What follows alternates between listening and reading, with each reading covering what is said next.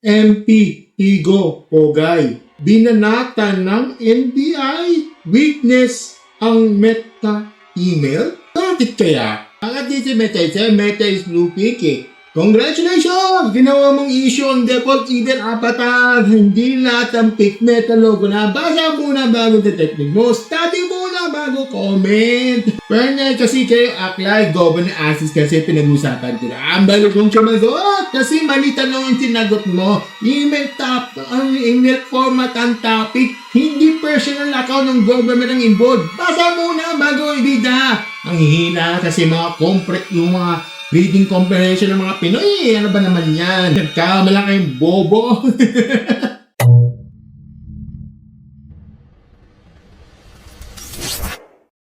Hello mga stories, welcome back sa isa naman ating content, random content dito sa ating channel ng mga stories. Ako pala si Martin, no? At ngayon, for today's video, no, itong video na to, no, hindi tayo nagpapaligo-ligoy, diretso sa punto at walang kinikilingan. At titingnan natin dito yung mga logical, mga evidence, at saka ang katotohanan dito. Okay? Ngayon mga stories, no, mainit na naman ang social media, no. At this time, no, hindi lang chismis ang pinag-uusapan dito. Pinag-uusapan dito ang Meta emails, NBI evidence, at saka yung impeachment proceedings. Okay? So, at sino ang sino ang nagpasiklab ng usapan dito, no? Walang iba kundi si MP Nick. Okay? Now, bago tayo pumasok sa mga mismong content niya, no? Ang gusto ko sabihin sa inyo, no? Ang video na to, gagamitin natin ang critical thinking. Okay? Hindi tayo papanig kahit kanina dito. Okay? Titingnan natin ang mga facts, logic, at saka yung possible fallacies, okay? At kung ano talaga ang punto ng usapan dito. At sa dulo, mga stories, kayo ang bahala mag-judge dito, okay? So, mga stories, no? Ready na ba kayo? Tara, simulan natin. So, okay, bago tayo magsimula, mga stories, no? Lahat ng mga, yung mga post niya, yung mga email niya, at pina-research ko muna kay Lexitary, yung batas natin kay Atty. Bayan. Pina-research ko muna, tapos tinay ko ano bang cause noon, yung magkaiba ganito ganyan. Ko lang siya. So, yun. Tapos, nilagay ko na lang siya sa transcript at ayan yung napabas ng ang transcript niya at pinaliwanag sa akin. So, yun, pangunawa sa inyo, no? Paalala, kumbaga, ito yung paalala bago tayo mag-proceed at ituloy ang video na to. Okay? Ito. So, mga stories, ito na nag-post si MP Nico Pogay sa kanyang Facebook page. Okay? At ito yung sabi niya, no? Babasahin ko to sa mga hindi pa nakakita. Okay? Ito, for information and awareness only. This is the original email I personally received from Meta/Facebook during the hacking of my Facebook account in 2022. I am sharing this because I noticed that its presentation appears different from the document presented by the NBI witness during the impeachment proceedings. So, mga stories, no, ano ang masasabi niya rito? So, simple lang sabi niya, no, ito ay original email na natanggap ko mula sa Meta noong 2022 nung nahack ang account ko. Yun ang sabi niya. At napansin ko na magkaiba ang presentation nito compared sa document na ipipresenta sa NBI witness sa impeachment proceedings. No? Sir, ito nagpatuloy na siya. Ito. I am not claiming any conclusion. I am simply sharing my own original Meta email and pointing out the differences I observed. In my personal opinion, the difference in presentation deserve a clear explanation. I will leave it to the proper authorities to verify the authenticity of my document presented in the proceedings. Okay. And cap it off. I encourage everyone to examine the documents carefully and think critically based on the available evidence. Okay, so in fairness, mga stories, mabigat yung wordings niya, no? Hindi niya sinasabing peke ang NBI documents. Hindi siya sinasabing totoo ang kanya. Ang sinasabi niya kasi ang may pagkakaiba at dapat i-explain. Okay? Now, let's look the actual email yung sinend niya, no? Ito yan. So, ito yung email niya from Facebook, reply, okay? Yung reply niya, tapos merong Miko Pugay yung kanyang email. So, blend mo itong email niya for security purposes, no? Ito, na may date na, November 26, 2022, 7:41, okay? At ang subject, you no longer have full control of Miko Pugay, okay? At ang body email, standard Facebook security notification siya, sinasabi na full control niya, nawala yung full control niya sa page niya, at the options na nag-request niyang honest na i-add siya ulit o mag-report kung na-hack siya. Okay? At sa baba, mga stories ang yung footer. Ganito platforms, ganito California. Okay. At may mga yellow highlights din, especially sa mga pangalan ni Miko Pugay, ang mga word na hack, no? It looks like the text search highlights sa Gmail. Okay. So, ayun ang email niya, no? Ngayon, let's get to meat of the discussion. Okay. Alright, mga stories, no? Dito tayo masarap sa parte nun. Let's break this down, okay? Unang-una, basis na nakita natin, mga stories, ang email ito ay mukhang legit naman talaga. Okay? At here's why. Talagang, yung sender, security, Facebook, talagang yun talaga ang Facebook quest. Okay, no, verified. Pati yung no reply, standard talaga yung meta, okay? At saka yung format, same yung navigations, Facebook logo, etc. Yada. Okay, yung encryption, andun na, yung may yada, talaga, So,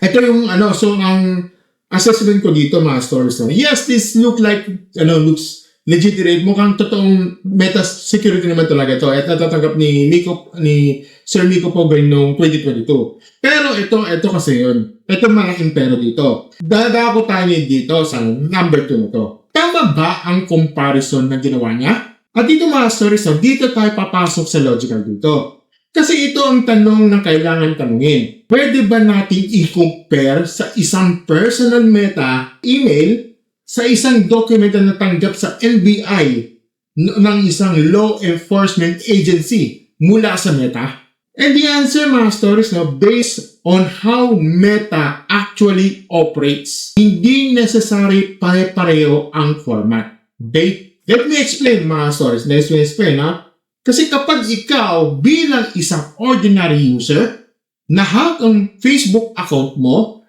okay, ang natatanggap mong email mula sa Meta, okay, ay galing sa automated system nila.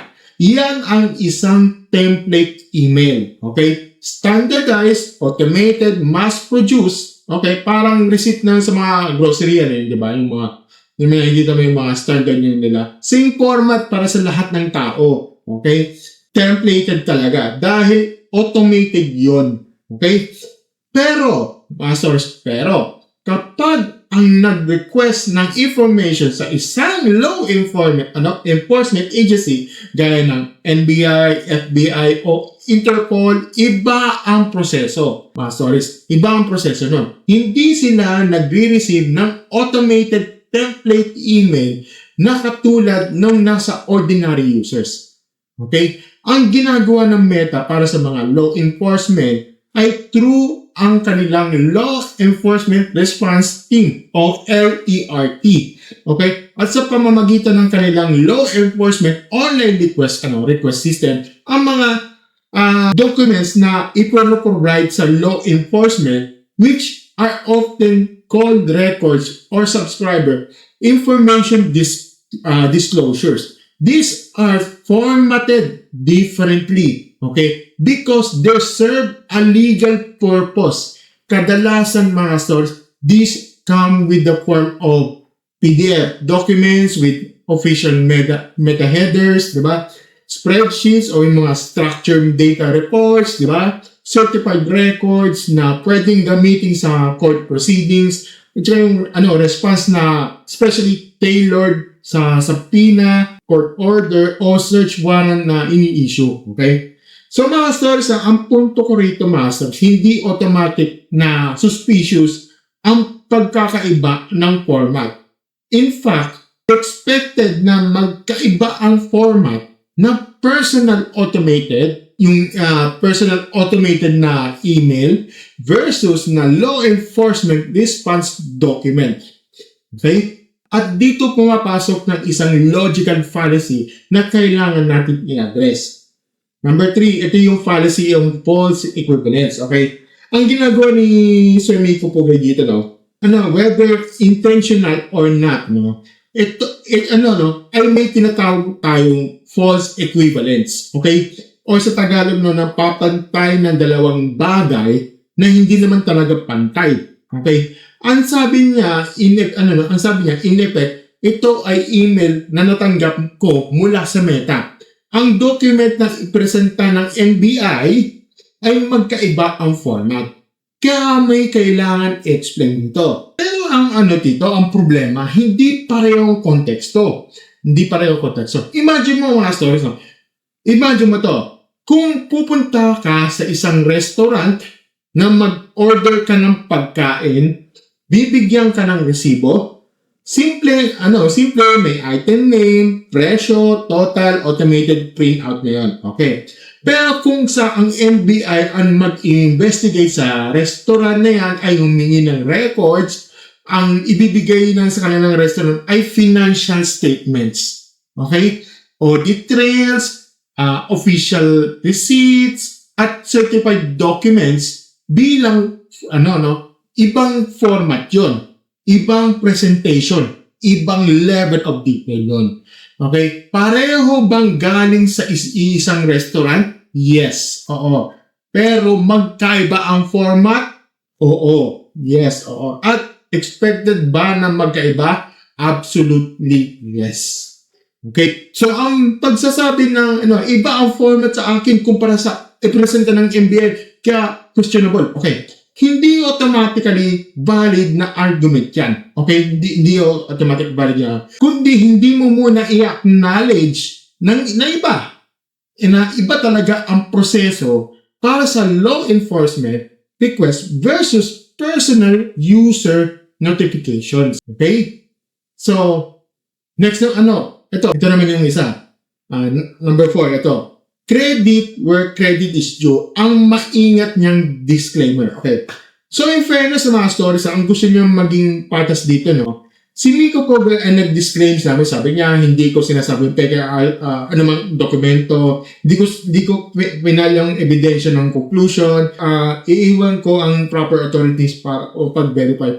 At sa follow-up ng comment niya, sabi na, sa business at corporate world, may tinatawag na email templates. Okay. O standardized email formats. Malaking kumpanya gaya ng Meta, Google, Microsoft, Amazon, o gumagamit sa mga standard templates. Okay. So alam niya may standard templates. Okay. So, the question is, mga story, alam din ba niya ang law enforcement responses ay different templates or different formats entirely? Okay. Because if this does, then the comparison is making losses a lot of his weight.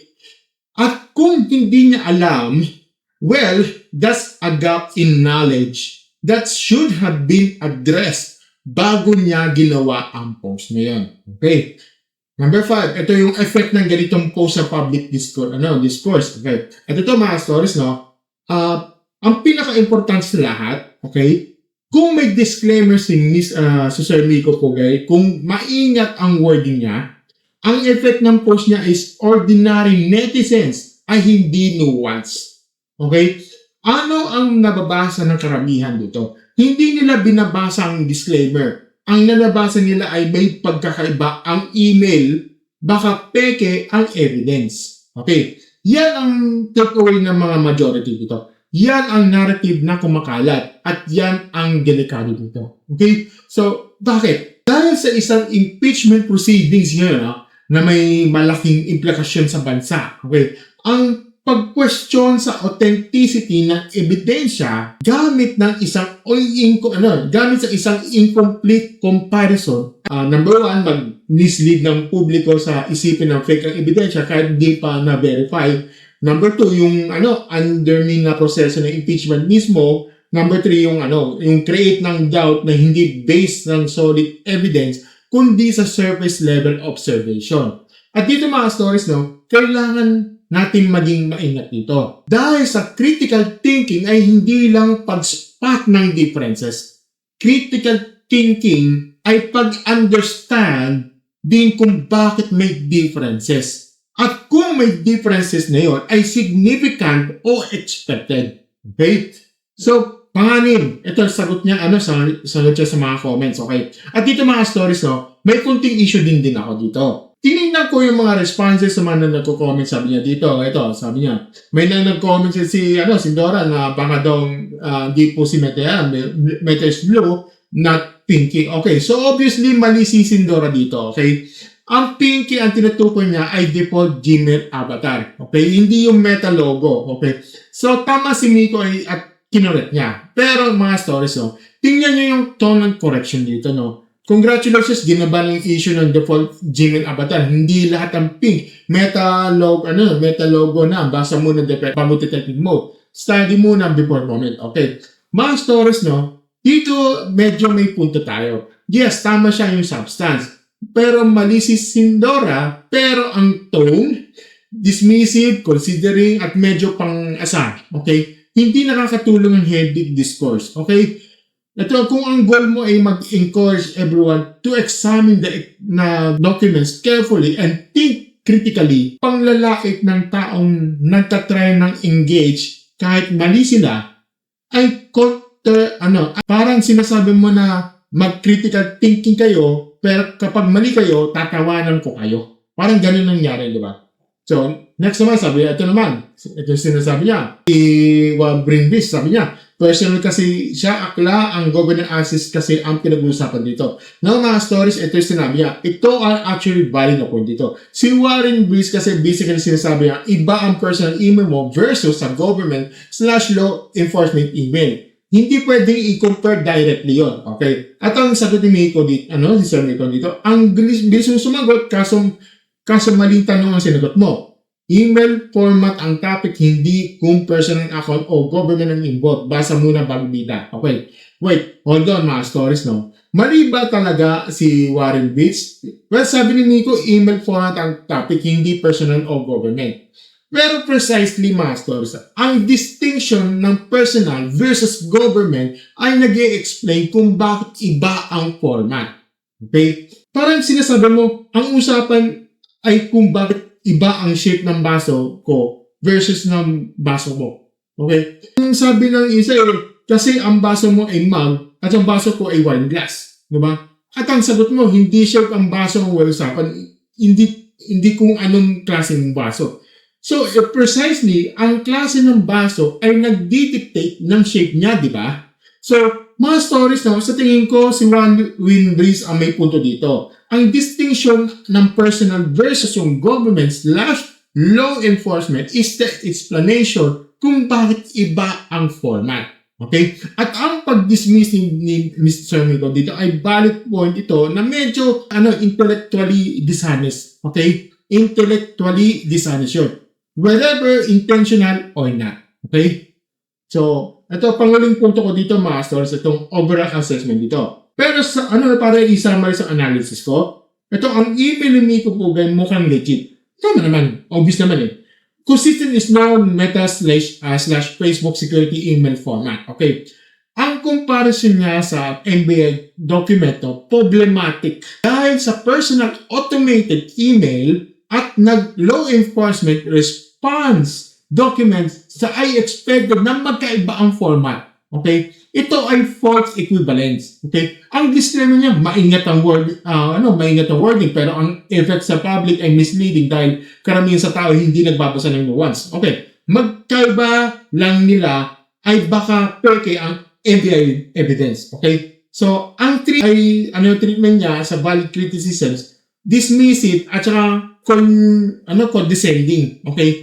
So, lalo na sa sagot niya, na kay Warren Breeze, na may actually valid ang point na ang personal email ay government email ay naturally magkaiba ang format. Okay. Ito mga stories na. Ito ang aking huling ko dito. Ang huling thoughts ko dito. Number one, ito si Sir Miko Pogue, is a public figure at content creator. Okay? may responsibilidad sa content na sinishare niya. Kahit may disclaimer siya, ang impact ng post niya ay nag-plant ng doubt sa isang ebidensya na hindi pa niya napapatunayan na peke. Okay. I'm just asking questions, sabi niya. Yung I'm just asking questions approach, ang tinatawag niyang jacking off sa internet discourse. Okay. It ay isang kilalang tactic na inaalaw ng isang tao na mag-insinuate, okay? Mag-insinuate na something negative, okay? Without taking responsibility of the institution, okay? Number 2, ito ang tamang paraan. Ang tamang paraan ng pag-question sa ebidensya, hindi sa pamamagitan ng pagko-compare ng personal email sa law enforcement documents sa at pagsasabing iba ang format. Ang tamang paraan dyan ay mag-request ng independent forensic analysis ng document. Hihilingin ng Meta mismo na i-certify o i-deny ang authenticity ng document. Okay? At hayaan ng proper legal proceedings na mag-determine kung legit ba o hindi. Okay? Number 3, sa mga nagko-comment na agad na naniniwala na peke ang evidence based lang sa post na ito, no? Pastors, huwag kayong magpadalos-dalos dito. Ang critical thinking, no, ay hindi may magkakaiba kaya peke na. Okay? Ang critical thinking ay may magkakaiba, ano ang reason? At justified ba ang pagkakaiba na iyon? Diba? Number 4, at para kay Sir Miko Bugay, kung talagang genuine ang concern mo sa authenticity ng NBI evidence, I respect that. Okay, I respect that. Ang pag-question ay healthy sa demokrasya. Pero ayaw consider mo rin ang possibility na ang pagkakaiba ng format and normal. Okay? Dahil sa difference ng personal email versus yung law enforcement response, no? At kung willing kang sabihin, I encourage everyone to examine the documents carefully and think critically. Apply mo rin yan sa sarili mong post, okay? At sarili mong comparison. Mga stories sa dulo ng araw dito, no? Ang katotohanan ay hindi natin kaaway dito, okay? At ang katotohanan ay malalaman na hindi social media post, no? Kundi sa tamang legal proceedings at proper forensic verification, okay? Huwag tayong magpadala sa mga hype, no? Huwag tayong magpadala sa mga narrative. Mag-isip tayo ng mabuti. So, ayun mga stories, so, yan ang take ko dito sa issue na to, no? Wala akong kinikilinga, katotohanan yung pinapanigan ko dito. Okay, truth lang, okay?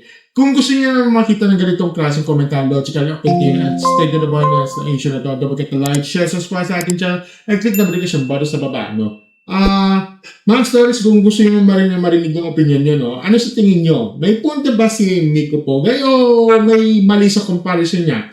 Comment nyo sa baba, no? At tandaan nyo mga stories, hindi lahat na makikita mo online ay totoo. Hindi lahat ng pagkakaiba ay ebidensya ay panluloko. At hindi lahat ng nagtatanong ay naghahanap ng sagot. Minsan, naghahanap tayo ng doubt. Okay? So, yun lang mga stories at thank you and have a great night and stars. Bye. Tapos sabay nag-reply, no? Ano sabi niya sa reply? Tapos sasabihin sa akin yung reply, no? Sabi niya, congrats, ginawa mong parang, parehas ka rin kayo ni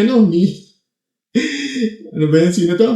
Saan? Sabi niya dito, no? Sabi niya, parehas kayo ni parehas kayo ni Warren Beats, eh. Baka sabihin, parehas kayo ni Warren Beats, eh. Ganun din, isa ka din, eh. Research muna bago Alam mo, stories, no? Ito yung hirap, ito yung hirap dito, eh. Ito ginagamit ko, AI to. Okay, pinapa-research ko yan. Ginamit ko yung ako sa batas natin. In-imply ko na yan. Okay, sa batas natin gagawin kay Atty. Bayan. Inano ko yan. Kinapi-paste ko yan sa transcript. Pina-analyze ko sa aking transcript. Yun yung lumabas. Okay? Tapos sasabihin, tapos ganyan din sasabihin ko sa kanya. I-search muna bago kang magbida-bida dyan sa YouTube, sa content mo. Ay, nako. Ay, nako. Buhay nga naman, oh.